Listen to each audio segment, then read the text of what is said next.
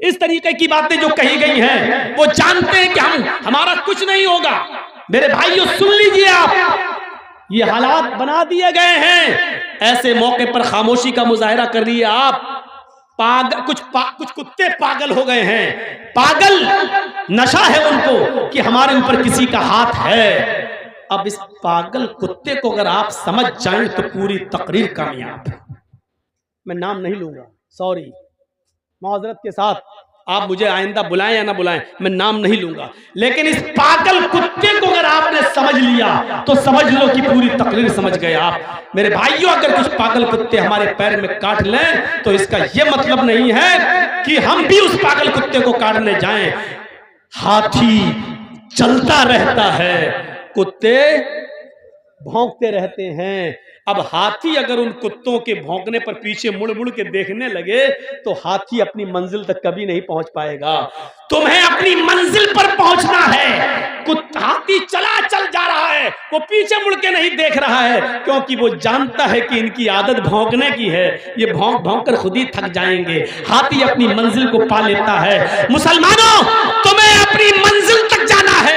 हरिश्चंद्रपुर वालों, तुम्हें अपनी मंजिल तक जाना है। इसलिए भौंकने वाले कुत्तों के भौंकने को मत देखो, मंजिल पर तुम्हारा निशाना होना चाहिए। इंशाअल्लाह तुम्हें मंजिल मिलेगी। इन भौंकने वाले कुत्तों को समझ लो कि कुत्ते हैं, इनकी आदत है भौंकने की। इस वक्त हम जिन हालात से गुजर रहे हैं उसमें अक्लमंदी से काम लेने की जरूरत है। अक्लमंदी कैसी? एक मिसाल दूं, बड़ी अच्छी मिसाल है।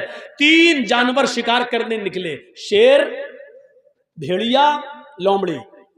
तीनों जानते हैं ना, शेर, लायन और भेड़िया, आप जानते हैं, लोमड़ी, फॉक्स। 3 जानवर शिकार करने निकले। कौन कौन? शेर, भेड़िया, लोमड़ी। और तीनों ने एक एक शिकार कर लिया। सुनो, तीनों ने एक एक शिकार किया। शेर ने हिरन मारा, भेड़िए ने शेर ने हिरन मारा, भेड़िए ने बकरी मारी और लोमड़ी ने खरगोश, रैबिट का शिकार कर लिया। शेर ने क्या मारा? हिरन। भेड़िए ने क्या मारा? बकरी। और लोमड़ी ने खरगोश। तीनों जानवर पड़े हुए हैं। शेर ने भेड़िए से कहा, तुम फैसला करो किसको क्या खाना है। देखिए, सरदार है ना जंगल का, बस शेर जो सरदार को पहचान गया पूरी तकरीर समझ जाएगा। शेर ने कहा फैसला करो, भेड़िए से फैसला करो कौन क्या खाएगा। भेड़िए ने कहा बहुत आसान जी। जंगल के राजा ने शेर ने कहा हाँ बताओ क्या है। अच्छा, शेर को तीनों जानवर खाना थे। भेड़िए से फैसला करवा रहा, बताओ क्या है। भेड़िए ने कहा बहुत आसान, हिरन आप खा लीजिए, बकरी मैं ले लेता हूं, लोमड़ी को खरगोश दे देते हैं। शेर ने कहा ये कोई फैसला है? इधर आ। मारा एक झपटा उसको और भेड़िए का सर तन से जुदा हो गया, भेड़िया मर गया। सर तन से जुदा। लोमड़ी से कहा लोमड़ी तुम फैसला कर सकती हो, तुम फैसला करो ये कौन खाएगा। लोमड़ी कहती बहुत आसान। कहा क्या? बोलो। कहा साहब हिरन आप सुबह नाश्ते में खा लीजिए, शाम को बकरी खा लीजिए, और बीच में जब जायका, मुंह का जायका बदलना हो तो आप खरगोश का टेस्ट कर लीजिए। तीनों जानवर आपके। सुबह उठो नाश्ते में आप हिरन खा लो, शाम को बकरी खा लो, और बीच में दोपहर में आप खरगोश का टेस्ट कर लो। शेर ने कहा वाह लोमड़ी वाह, कितना अच्छा फैसला किया तूने। इतना अच्छा फैसला करना तुझे किसने सिखाया? लोमड़ी ने कहा इस भेड़िए ने। समझ गए आप? बुखारी शरीफ की हदीस है। देखिए दाऊद अलैहिस्सलाम भी नबी हैं और सुलेमान अलैहिस्सलाम भी नबी हैं। एक औरत, 2 औरतें, अपने अपने दोनों के पास एक एक बच्चा था और एक एक बच्चा दोनों लेकर निकली। उनका गुजर एक जंगल से हो रहा था। दोनों औरतें जंगल में थोड़ा आराम करने लगी। जंगल में भेड़िया आया। बुखारी शरीफ की हदीस है, एक भेड़िया आया और उस भेड़िए ने एक औरत के बच्चे को छोटी बड़ी औरत जो थी, एक छोटी थी एक बड़ी थी, बड़ी औरत का बच्चा भेड़िए ने मुंह में दबाया, ले गया और फाड़ के खा गया। यानी बड़ी औरत के बच्चे को भेड़िया खा गया। बुखारी शरीफ की हदीस सुनिए, मंजर देखिए। लेकिन बड़ी औरत ने जब देखा कि मेरा बच्चा तो मर गया, इस इलाके में किसी को क्या मालूम कि कौन किसका बेटा है। जब लोग आए तो उस औरत ने फौरन, बड़ी औरत ने फौरन कह दिया, ये छोटी औरत के गोद में जो बच्चा वो मेरा बच्चा है, इसका बच्चा भेड़िया खा गया, ये तो मेरा बेटा है। मामला बढ़ गया। छोटी औरत कहती है मेरा बेटा, बड़ी औरत कहती है मेरा बेटा, छोटी कहती है इसका बेटा तो भेड़िया खा गया, बड़ी कह रही इसका बेटा भेड़िया खा गया। उस जमाने में डीएनए टेस्ट नहीं होता था कि मालूम कर लिया जाए माँ का खून और बच्चे का खून मिलाकर। मेरे भाइयों, ये मुकदमा हजरत दाऊद अलैहिस्सलाम के पास आता है।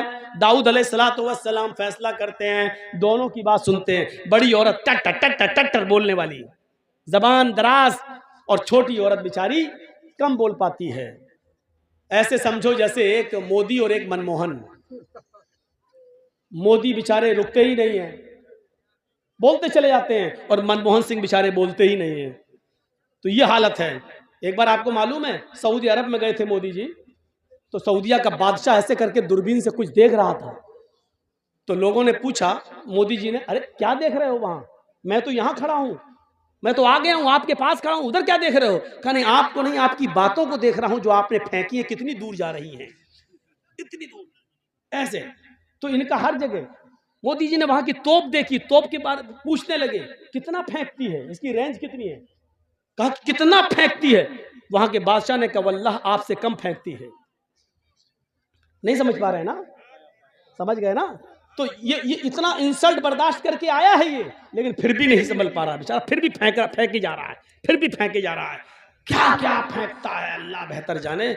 मेरे भाइयों, राहत इंदौरी ने कहा था, उसको कोई काम आता हो या ना आता हो, झूठ बड़ा शानदार बोलता है, झूठ बड़ा शानदार बोलता है। ऐसा शानदार झूठ जो आपको झूठ लगेगा ही नहीं, आपको ऐसा झूठ। ये भी एक कला होती है, ये भी एक कला। इस कला को भी बहुत से लोग सीखने की कोशिश कर रहे हैं।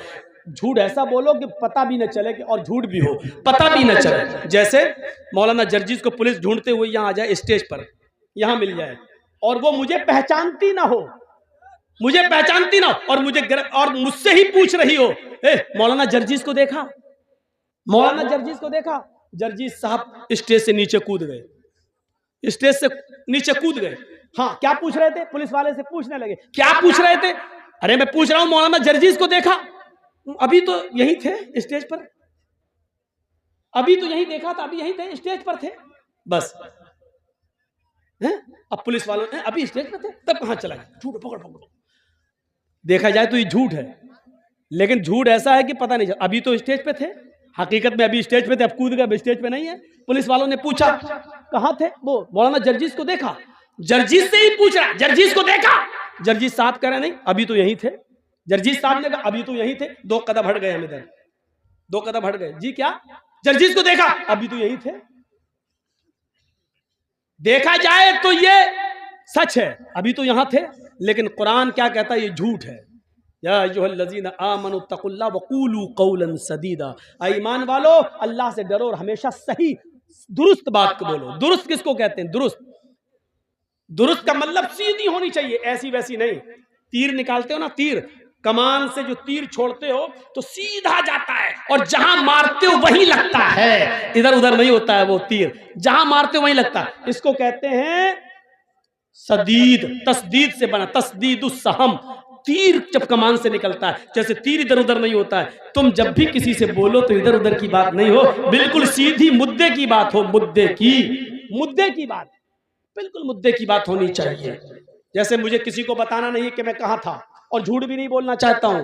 आपने पूछा जर्जीस साहब आप कहां थे? मैंने कह दिया जमीन के ऊपर, आसमान के नीचे। देख रहे हैं आप?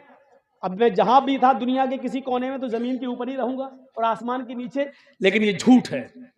आप सोच रहे हैं सच? नहीं, सच नहीं, झूठ है। क्योंकि पूछने वाला ये नहीं पूछ रहा है, पूछने वाला ये जानना चाहता है आप किस शहर में थे, किस गांव में थे, किस मोहल्ले में थे, ये पूछना चाह रहा है। और आप कह रहे हैं जमीन के ऊपर, आसमान के नीचे। तो ये शानदार, इसको बोलते हैं शानदार झूठ।